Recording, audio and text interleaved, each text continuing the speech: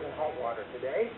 We're taking some shots at one of the world's leading climate change scientists, James Hansen. The minister in Washington pushing the Keystone XL pipeline. But part of the trip has now been about these remarks he made questioning the accuracy of a former NASA scientist arithmetic. What's behind those remarks? And let's get the latest on the pitch for the Keystone XL pipeline. Let's find out. Mr. Oliver is with me now. From Washington, Minister Oliver, he gave a speech this morning, which I read, selling the benefits of the Keystone XL pipeline. I'll talk about that again, but boy, the press was bananas when you took a swipe at a prominent and outspoken climate scientist, James Hansen. Time magazine had him as one of the most influential men of the year in the world, accusing him of exaggerated rhetoric. Why did you say that? Well, because that's precisely what it was. And by the way, I don't consider myself in hot water. I got applause after I made that comment. Look, as I've said on your show and elsewhere numerous times, the oil sands represent 1/1000th of global emissions, and for him to say that the development of the oil sands, he said that a number of times, is game over for the planet, is exaggerated rhetoric, and someone should call him on that.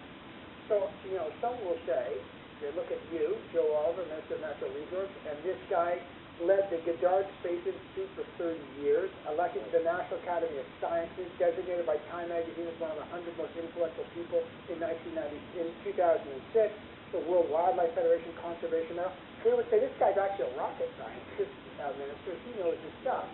Well, you see, that's the point. He does know his stuff, and that's what really makes his comments more inexcusable. If he didn't know what he was talking about and said it, okay, you could say, well, he doesn't know what he's talking about. But in this case, he knows what he's talking about, and he exaggerated and frankly, went way, way overboard. And I think he probably regrets that. I think it's hurt his credibility. But much more importantly, it focused attention on something which isn't the biggest issue. I mean, if you're talking about 1/1000, what about the other 999? The point is, climate change is a very serious issue. It's an issue that our government is focused on, and it doesn't serve the interests of that issue, which he is, of course, very concerned about as well, to have someone cry wolf and make wild, exaggerated statements. But his point is that developing of the oil sands will have an impact on, not because of the greenhouse gas emissions, on climate change. Let me just ask you straight. Do you believe that the development of the oil sands at the current pace and the pace that will grow will have an impact on greenhouse gas emissions and therefore have an impact on climate change? It's not what I believe is what science says. So I get my beliefs from science. So I will cite a scientist, Dr. Andrew Weaver, who did a study and concluded, and he wasn't happy with his own results, he concluded that when the oil sands are completely developed, which at the current pace will take 300 years, the impact on the climate will be 3% of 1 degree centigrade. Okay, that's what a scientist said, and I have to rely on that scientist. Okay, we're going to go back a bit. There's a lot of scientists who say the rapid development of the oil sands increases the dependency on oil, and that it's not just not the greenhouse gas emissions in terms of the development, so they talk about that, but it's what it comes part and parcel of it.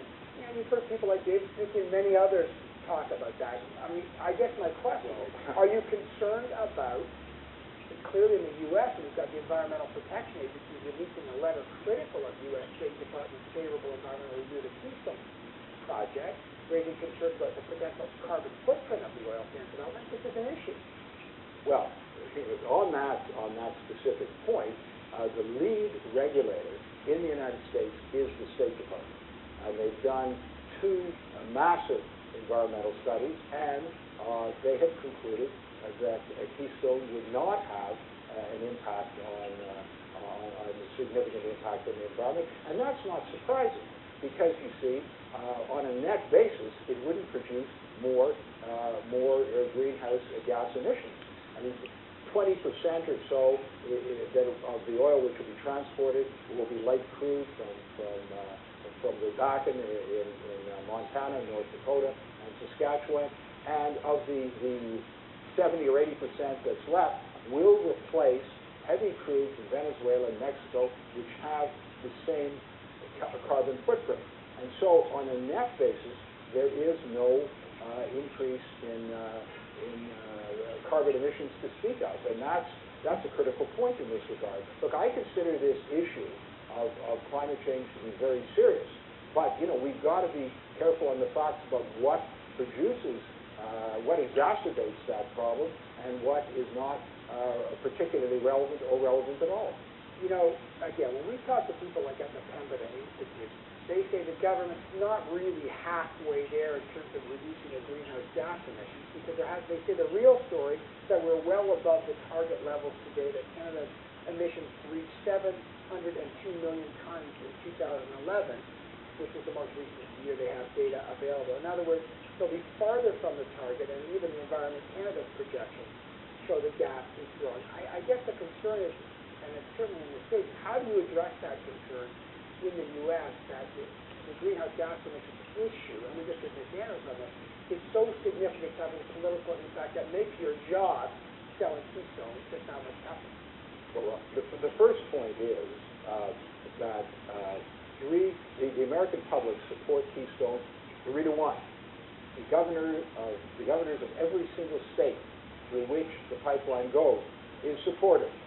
The majority of the Senate is supportive. The majority of the House is supportive. So we have a lot of support in the United States. And we're sending a message down there about how our development is responsible environmentally.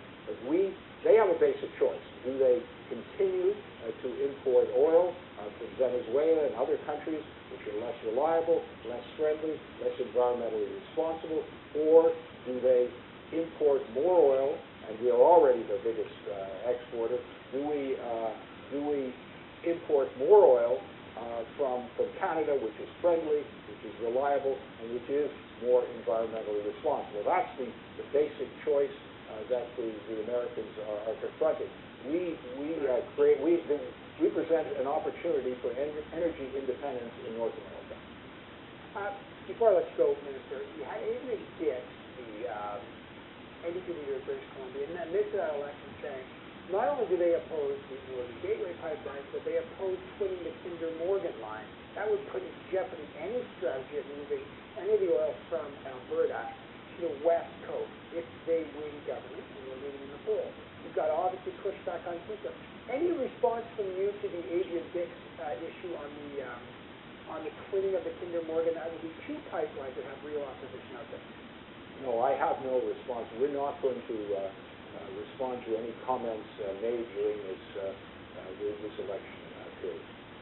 All right, I got to let you go here, but you're in Washington for what, another day? Another day, yes. And who else will you be meeting down there? I'll be meeting the Secretary of the Interior, Sally Jewell. I'll be meeting the Undersecretary of State, Robert Hormats, and I will be meeting with other officials. My counterpart, Dr. Moniz, has not yet been confirmed. The prospective Minister of, Secretary of Energy, and so I hope to come back again when that's appropriate. Are you concerned about the Environmental Protection Agency's letter critical of the State Department's favorable environmental review of the Keystone project? Well, how do you deal with that? Well, I'm not particularly concerned, and it's interesting down in the United States, they haven't placed much emphasis.